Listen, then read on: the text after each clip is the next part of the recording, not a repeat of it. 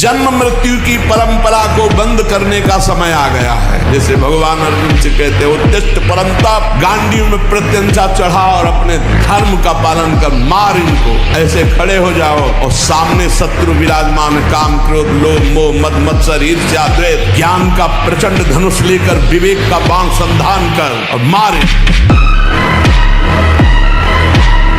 भगवान ही मेरा उद्धार करेंगे।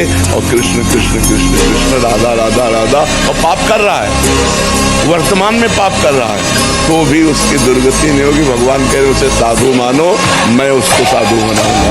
करो सब। इसीलिए कहते हैं कि इंद्री का जब आप ब्रह्मचर्य संयम करोगे तब आपका वीर संयम होगा। ध्यान रखना। आप नेत्रेंद्री से गंदे चित्र देखें, श्रवणेंद्री से गंदी बातें सुने, वाणी से गंदी बातें बोले, रसेंद्री से गंदा भोजन करें और सोचे ब्रह्मचर्य रह जाएंगे। बिल्कुल नहीं, कदापि नहीं। ब्रह्मचर्य कोई खिलवाड़ नहीं है।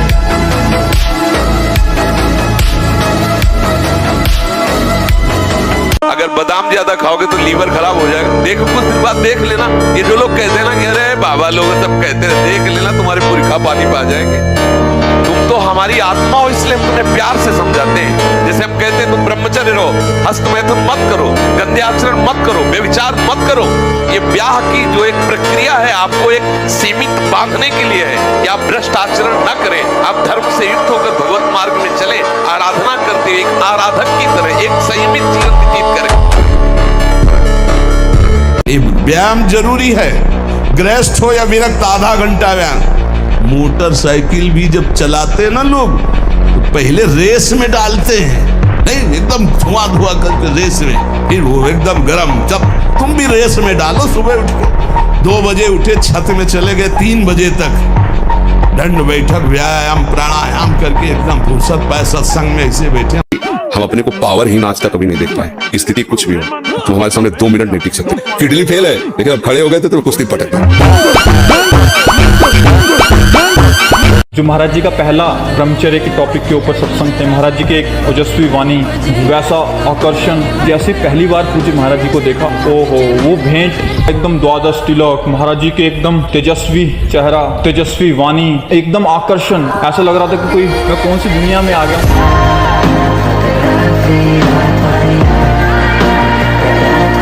मन लगे न लगे, राधा राधा कह रहे, राम राम कह रहे, कृष्ण कृष्ण कह रहे, शिव शिव कह रहे, परम आनंद मिलेगा। आप इसकी चिंता न करें। नहीं है इसलिए बात समझो। निराश होने के लिए मानव शरीर मिला, पशु है क्या? अरे हम भूखे रह के, कष्ट सह करके, दुख सह करके भी मुस्कुराएंगे। हमारे पास ज्ञान है, हमारे पास भगवान का बल है। ऐसे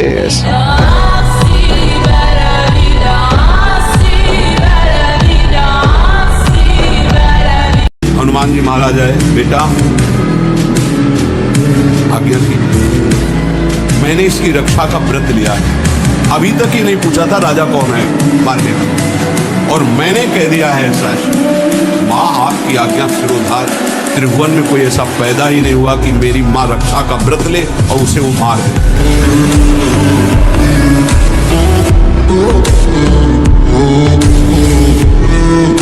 कभी भी व्यभिचारी की एक जैसी दिनचर्या बहुत काल तक नहीं हो सकती। 2-4 दिन प्रयास करेगा, गिर जाएगा। ब्रह्मचर्य कभी भी दिनचर्या में फर्क नहीं पड़ने देगा, चाहे जैसी स्थिति हो। चाहे शरीर नहीं उठ पा रहा तो उसका चिंतन भाग।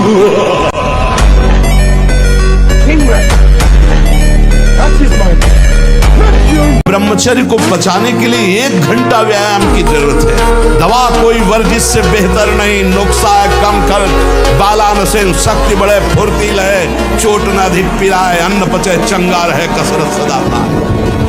कम से कम 1500 दंड बैठक मारी, फिर 2-4-6 घंटे पद्मासन सिद्धासन में नस नाड़ी एकदम शुद्ध, तब वो ब्रह्मचर्य लगना चाहिए कि ब्रह्मचारी जा रहे हैं। 17 साल के हैं, कितना भजन करता हूँ और उसके बाद फिर वहीं गिर जाता हूँ महाराज जी। तो आप तो अभी 17 वर्ष के हो। आप किताब में 70 वर्ष के बूढ़े थे और उन्होंने खड़े होकर के सभा में कहा था मैं आज तक छुटकारा नहीं पाया। तो सबसे गलतियां हो जाती है, पर सबको सुधार के लिए हमें आगे बढ़ना चाहिए। हम कह रहे 10 वर्ष निकल गए गलती में, लेकिन अब हमारी 10 श्वासें बची है। हम 10 श्वासें ठीक कर ले तो हम ठीक कर लेंगे। मान लो आप रात्रि में 11, साढ़े 11 बजे या 12 बजे सोते तो 5 घंटे। अगर आप दिन में नहीं सोते तो 6 बजे तक उठे, सूर्य उदय हो रहा हो, आप सो रहे हैं, चाहे गृहस्थ हो चाहे विरक्त हो, आप बिल्कुल नष्ट हो जाएंगे, आपकी आयु नष्ट होगी, आपकी बुद्धि भ्रष्ट होगी, आप ब्रह्मचर्य रह नहीं सकते।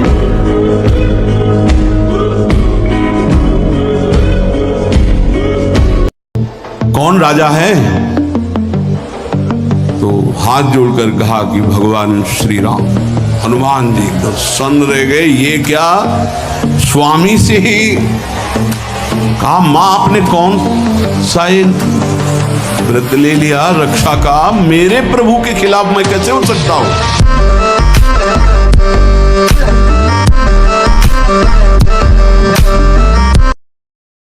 जैसे अग्नि के ऊपर चला जाए तो कैसे चला जाएगा? एकदम पैर ऐसे ऐसे, ये अवस्था किशोर अवस्था है, ब्रह्मचर्य पूर्ण जीवन, एकदम उछलता हुआ जीवन, तेज, कैसा भी कोई हो। किशोर अवस्था बड़ी सुंदर अवस्था होती है, प्रकाश आता है, क्योंकि उस समय तक गलत संबंध। आज तो किशोर अवस्था प्रारंभ होने से ही ये दुर्दशा, मोबाइल, कुसंग, ये सब बहुत नष्ट कर रहा है, इसे खिलवाड़ समझा जाता है।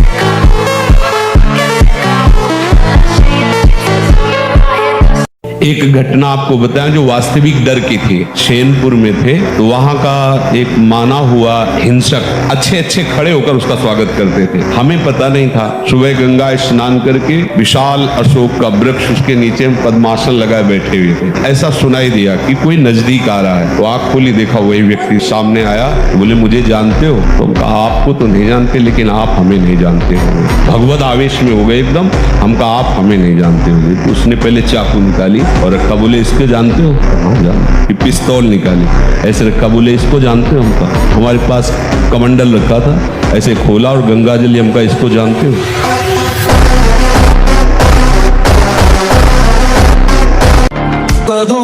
बॉडी बनाई कि बिगाड़ दी? आप विचार करो। बॉडी बनाने के लिए ये दवाइयों की जरूरत नहीं, ब्रह्मचर्य की जरूरत है। दंड बैठक मारो, ब्रह्मचर्य रहो, 2-4 किलोमीटर दौड़ो, पवित्र भोजन पाओ, मुर्गा मुर्गी नहीं, पवित्र भोजन पाओ। फिर आप देखो आपके शरीर में कैसा बल आता है, उत्साह आता है। तो ये जिनको भ्रम है कि हम बॉडी बना के फुला करके कुछ बलवान बन जाएंगे, बिल्कुल नहीं। ब्रह्मचर्य से रहो, सात्विक भोजन पाओ, कुछ व्यायाम करो, आपके अंदर पर्याप्त बल। हमको एक बहुत बड़े विद्वान मिले काशी में, जब हम घाटों पे रहते थे वैराग्य से, तो उन्होंने कहा स्वामी जी आप कितना पढ़े? कक्षा 9। उनका जीवन बेकार है, कम से कम व्याकरण तो पढ़ लीजिए, जिसमें शास्त्रीय शब्दों का ज्ञान होता है। उनका हमारी आस्था नहीं है, हमारी आस्था भजन और तपस्या में है। उनका क्या ज्ञान प्राप्त हो जाएगा भजन और तपस्या से बिना व्याकरण पढ़े? और मुझे तो ऐसा विश्वास है कि वेदों का अर्थ भी आ जाएगा। आज आपका प्रश्न बाद में पूरा होगा, उत्तर पहले दिमाग हमारा तैयार कर देता है, क्योंकि तपस्या से क्या ले सकता है? हम आपसे प्यार करते, पूर्व में ऐसा घर्षण किया, अब जैसे उसका अभ्यास बन गया, तो अब उसके 2 ही उपाय हैं। एक तो व्यायाम, 2-3 किलोमीटर दौड़ लगाओ, दंड बैठक 15-20 मिनट लगाओ, और दूसरी औषधियां आयुर्वेदिक, ऐसे डॉक्टर से, वैद्य से मिलो जो आपको ब्रह्मचर्य पुष्ट होने वाली औषधि बताएं। तो 2 ही उपायों से इसको बस में किया जा सकता है। और जब स्नान करें तब ठंडा जल नाभि के ऊपर यहाँ से ऐसे धीरे धीरे ठंडा जल डालें, और जब लघुशंका जाए तो आधा लीटर ठंडा जल से गुप्तेंद्रिय को उसको तो धीरे धीरे वीर पुष्ट होने लगे, तो है घर्षण कभी न करे। तो वीर महान ऐसे बनो कि माया को परास्त करो। सिंह की तरह दहाड़ता हुआ ऐसे, तो अब माया को पछाड़ो। अभी माया के लिए पछाड़ा, अब माया को पछाड़ो। तो भी संत भी बनोगे ना, तो वीर ही महान बनोगे।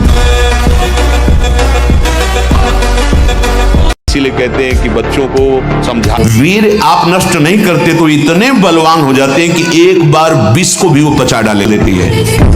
ये इतनी चिंतन से गर्म हो जाती है नाड़ी। तो वीर पूरे शरीर के रक्त के साथ है, उसी से आपकी हड्डियां मजबूत होती हैं, उसी से आपका शरीर बलिष्ठ होता है, उसी से आपके मन को पवित्र विचारों में चलने की सामर्थ्य मिलती है। सबसे पहली बात है, हम जब कहते हैं तो कोई समझ नहीं रहा, ब्रह्मचर्य की रक्षा की जाए।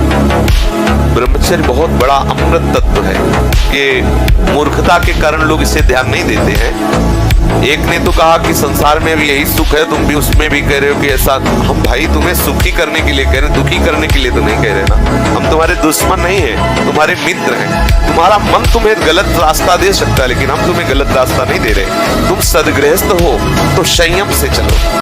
तपस्वी उपासक को चाहिए स्त्री के रूप की तरफ, उसके हास्य की तरफ, उसके मधुवचन की तरफ, उनके संकेत की तरफ, उनके हाव भाव की तरफ, या स्त्री उपासक को चाहिए पुरुष के ऐसे परस्पर चितवन को ना देखे ना चिंतन करे, ना देखे ना चिंतन करे। परस्पर विरोधी शरीर को राग पूर्वक देखना, उनके अंग प्रत्यंगों का चिंतन करना, उनकी बातें करना, ये ब्रह्मचर्य कदापि नहीं रह सकते जो ऐसे आचरण वाले लोग हैं।